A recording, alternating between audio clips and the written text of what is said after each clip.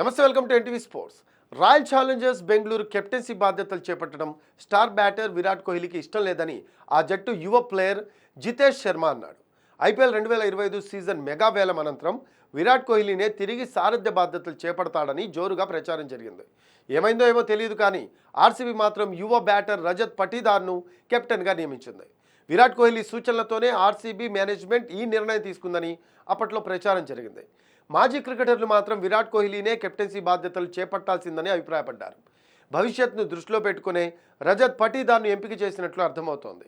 IPL 2025 season mega వేలంలో 11 కోట్ల రూపాయల భారీ ధరకు కొనుగోలు చేసిన జితేష్ శర్మ ఆర్సీబీ కెప్టెన్సీపై ఓ ఇంటర్వ్యూలో ఆసక్తికర వ్యాఖ్యలు చేశాడు. టీం కెప్టెన్సీ నిర్ణయం అందరితో పాటే తనకు తెలిసిందని, కెప్టెన్సీ బాధ్యతలు చేపట్టడానికి కోహ్లీ సుముఖంగా లేకపోవడంతోనే రజత్ పటీదార్ను ఎంపిక చేసినట్లు అర్థమవుతుందని చెప్పాడు. రజత్ పటీదార్ కెప్టెన్గా నియమించామని ప్రకటన వచ్చిన తర్వాతే నాకు తెలిసింది. కానీ ఓ ఆటగాడిగా తెర వెనుక ఏం జరిగిందో అంచనా వేయగలను. కెప్టెన్సీ స్వీకరించేందుకు కోహ్లీ సుముఖంగా లేడనే విషయం అర్థమవుతోంది. ఇందుకు గల ఖచ్చితమైన కారణం నాకు తెలియదు. 3 ఏళ్ల క్రితమే కోహ్లీ కెప్టెన్సీ కెరీర్ ముగిసిందనేది నా అభిప్రాయం.